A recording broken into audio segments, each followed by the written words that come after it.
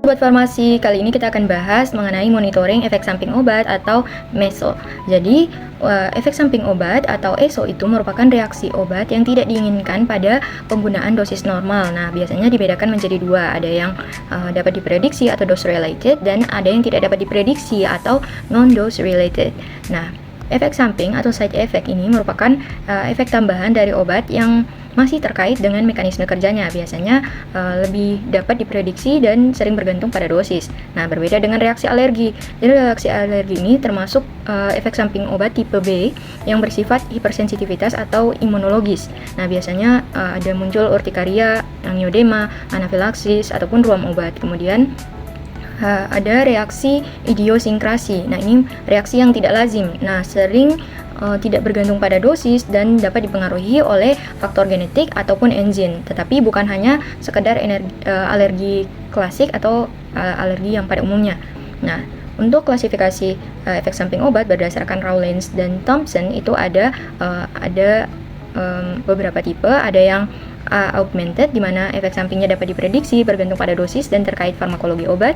Kemudian ada B atau bizarre, tidak dapat diprediksi, tidak tergantung dosis dan sering alergi atau idiosinkrasi. Kemudian ada tipe C atau kronik. Nah, biasanya ini efek samping yang muncul untuk penggunaan obat dalam jangka waktu yang lama.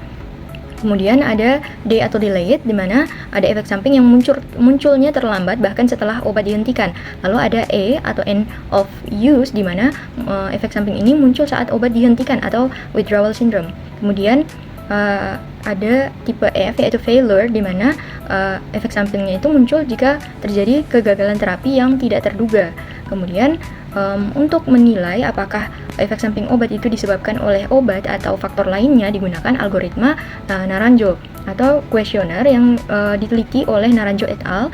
Yang berisi beberapa pertanyaan. Nah, biasanya itu 10 pertanyaan sederhana terkait kapan efek samping obat itu muncul, apakah efek sampingnya hilang kalau dihentikan atau di-challenge, lalu apakah efek samping obatnya itu muncul lagi kalau diberikan obatnya atau re-challenge, kemudian apakah ada penyebab lain yang menyebabkan adanya efek samping.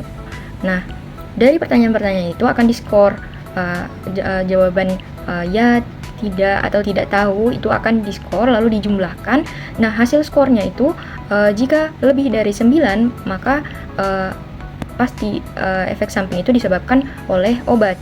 Kemudian kalau skornya 5-8, nah kemungkinan besar itu efek sampingnya disebabkan oleh obat. Kemudian kalau skornya 1-4, itu mungkin saja disebabkan oleh efek samping dari obatnya. Kemudian kalau 0 atau kurang dari 0, maka efek samping itu diragukan disebabkan oleh obat. Nah, berikut ada kriteria interpretasi atas nilai berdasarkan BPOM-RI.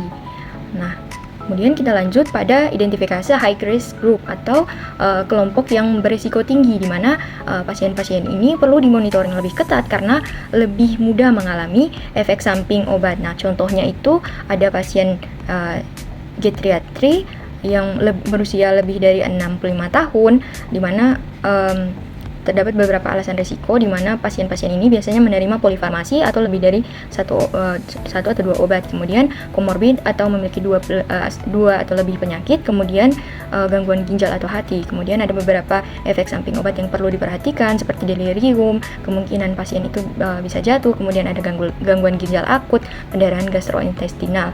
Nah, hal-hal apa saja yang dimonitoring? Nah, ada kreatinin, ALT, AST untuk menilai kerusakan hatinya, kemudian tekanan darah ortostatik, interaksi obat, kemudian frekuensinya itu dilakukan pre-treatment atau setiap treatment, kemudian atau mingguan, dilakukan monitoring mingguan. Kemudian ada pediatri 0-18 tahun dengan alasan risiko, efek samping yang diperhatikan, serta yang apa saja yang dimonitoring, serta kapan dilakukan monitoring itu. Kemudian ibu hamil dan gangguan organ. Nah, ibu hamil di sini karena alasan risikonya itu karena beberapa obat bisa berdampak pada janin dan plasenta barrier-nya. Selanjutnya, nah, di sini ada formulir pelaporan atau form kuning, yaitu formulir standar pelaporan monitoring efek samping obat atau MESO nasional dari BPOM untuk melaporkan kejadian yang tidak diinginkan atau KTD atau efek samping obat secara sukarela yang bisa dilaporkan secara manual melalui PDF ataupun melalui form. Nah, di sini ada contoh tampak depan dan tampak belakangnya. Lalu untuk tata cara pengisiannya itu pada awal di sini terdapat kode sumber data. Nah, kode sumber data ini dikosongkan apabila diisi secara manual dan terisi otomatis apabila digunakan via e-MESO atau menggunakan via internet. Nah, kemudian di sini ada data dari penderita.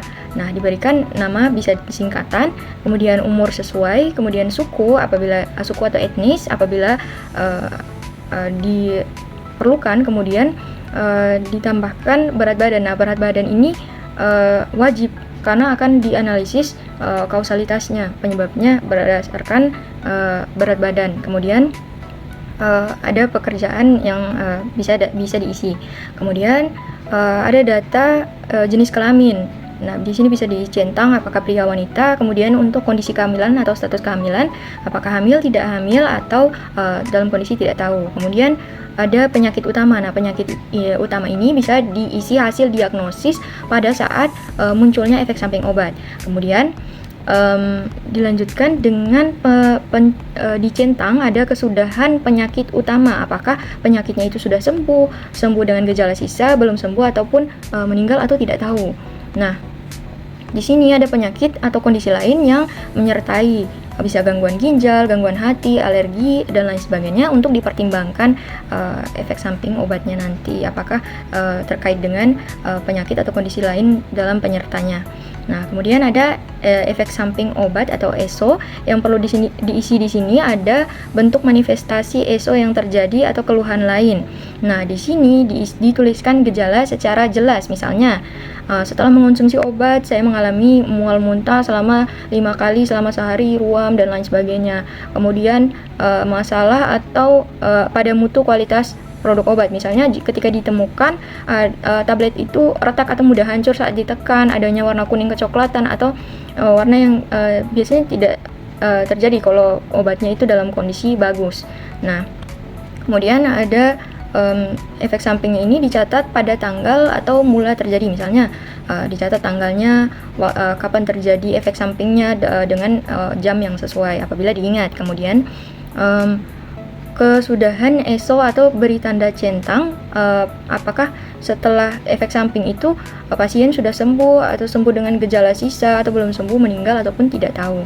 Kemudian diisi riwayat efek samping obat yang pernah dialami, misalnya pasien pernah mengalami alergi penisilin, yaitu mengalami urtikaria pada tahun 2024. Nah, kemudian pada bagian bawah ini ada lagi diisi data obat yang digunakan.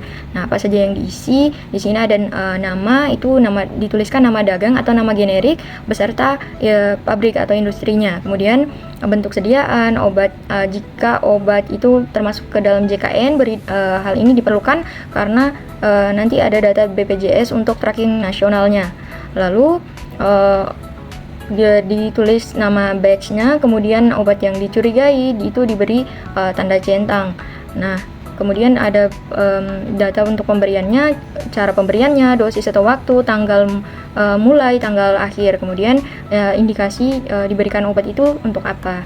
Kemudian bisa juga diberikan keterangan tambahan, misalnya ada kecepatan timbulnya efek samping obat dan lain sebagainya. Kemudian diberikan data laboratorium bila ada, dan diberi keterangan tanggal pemeriksaan dan diberi tanda tangan untuk pelapornya. Selanjutnya untuk strategi mitigasi. Nah, strategi mitigasi efek samping obat itu fokus pada tindakan yang cepat setelah teridentifikasi untuk meminimalkan dampak serta prioritas keselamatan pasien melalui penghentian obat, suspek, kemudian penyesuaian dosis atau dukungan simptomatik. Nah, langkah klinis utama itu disesuaikan dengan tingkatan efek sampingnya, apakah ringan, sedang, ataupun berat atau serius. Nah, biasanya itu dilakukan penghentian obat, penurunan dosis, dan terapi suportif yang sesuai dengan kondisinya. Sekian saja, terima kasih.